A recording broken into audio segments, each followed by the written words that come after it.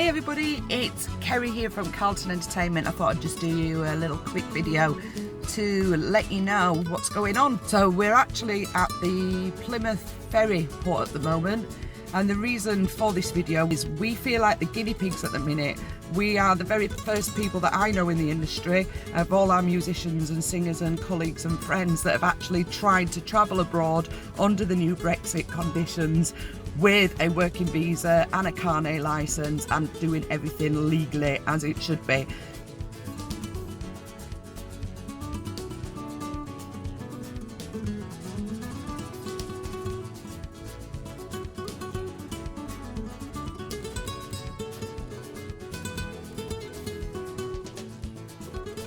So the very first thing that we had to do was to apply to get a working visa. Now this is an extremely complicated paperwork system. The actual registration of signing on to the website, booking an appointment, to go to the British Embassy to have an interview, is quite straightforward actually. You go onto the website, you have to register for an account.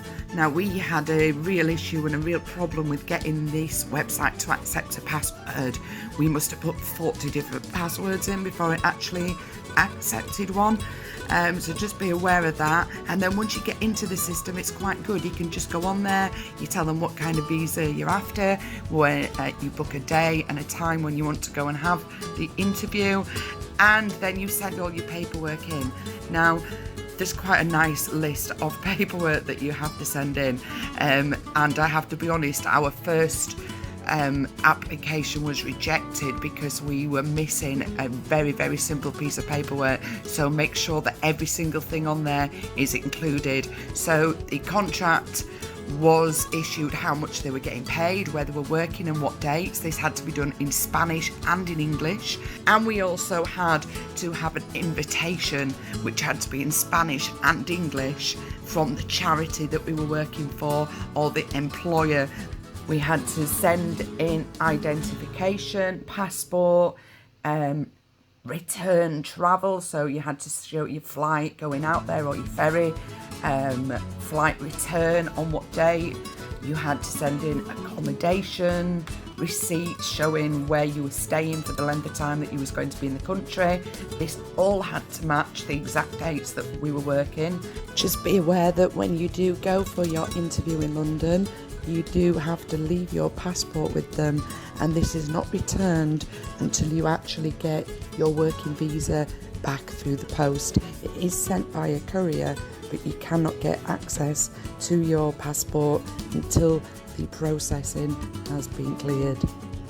So one of the things that you need now to take the equipment abroad into the EU out of the UK is something called a carnet licence.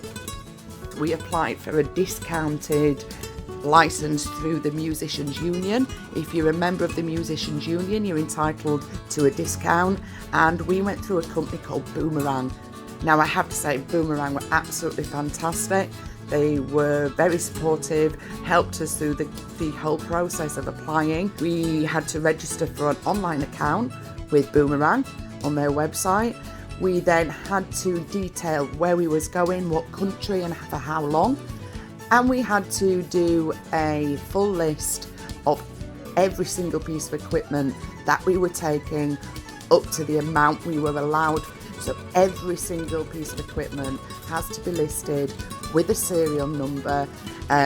You send in the information to Boomerang, and Boomerang sent us within 48 hours both an invoice for payment, which can be done online, and the actual paperwork. It's a huge document and it's very complicated. It took us a long time to sit and go through everything.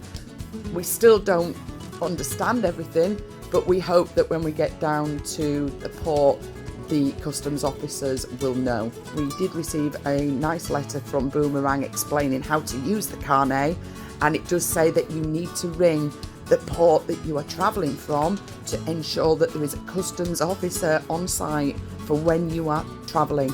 because they are not always there. I managed to do that through Brittany Ferries themselves. They forwarded me and gave me a number of a customs officer that we could phone when we were there. They made a note of the day and time of our arrival.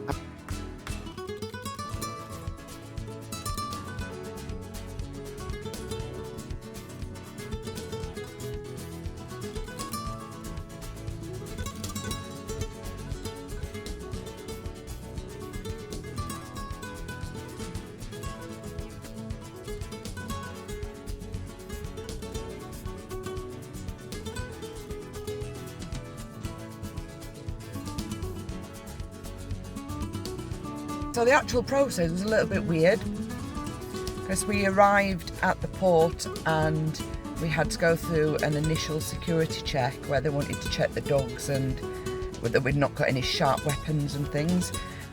We did tell them that we'd already got a pre-arranged appointment with a carnet licence for the musical equipment we've got, but nobody at the security knew anything about what an ATA carnet licence is.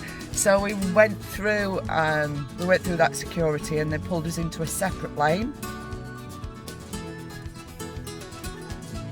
Said pull up in lane 12. So we pulled up in lane 12 and then we had to call a number that nobody answered for 5 minutes. So we were ringing continuously this number to try and get the border officers out to check the carnet licence. So we thought it's going to be cool because when they arrive they're going to know what to do with this huge document, colour coded, and nobody seems to know how to work. And 2 officers came down and didn't know how to complete any of it.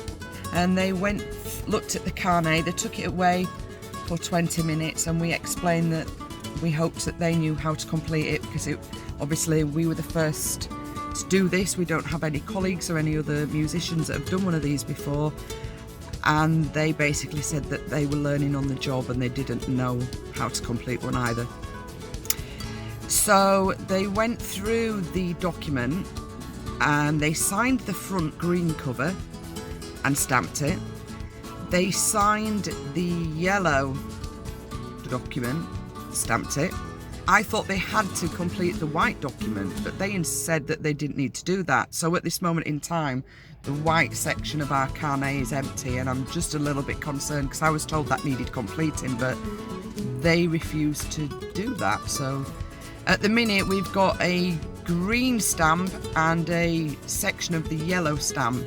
They then checked all through the equipment. We had to get all the speakers out, checked all the serial numbers, checked the guitar, checked basically the 4 most expensive items, but thankfully we didn't have to start de-racking everything. They just checked the biggest 4 items which we had actually located at the back of the vehicle. So they then went away and said that was it, and then the officers came back and said that they'd done it wrong and that they needed to actually tear off one of the yellow documents, which is what I said in the first place. So it would appear that the officers down here have absolutely no clue how to do these licenses, and my real concern is that when we arrive at the Spanish end and we then have to try to explain this to first of all we have to find a Spanish officer, border enforcement officer, and then we have to explain what the carnet license is and try to get them to complete it correctly. It's going to be an absolute nightmare. As you can see, we are surrounded by vans, caravans and trailers, and yet we were the only ones at the actual port with the license. So it's a little bit weird when you're supposed to be declaring everything over €25 apparently, yet there's other trucks and things just full of goods and we're the only ones that appear to have been honest. So yeah, we're all ready to board now. We've done the vet certificate and we've done the carnet licence and everything else is in place, so let's see what happens at the other end when we get to Santander. I've no idea what's going to happen at the Spanish end because we cannot get hold of anybody to find out what we need to do.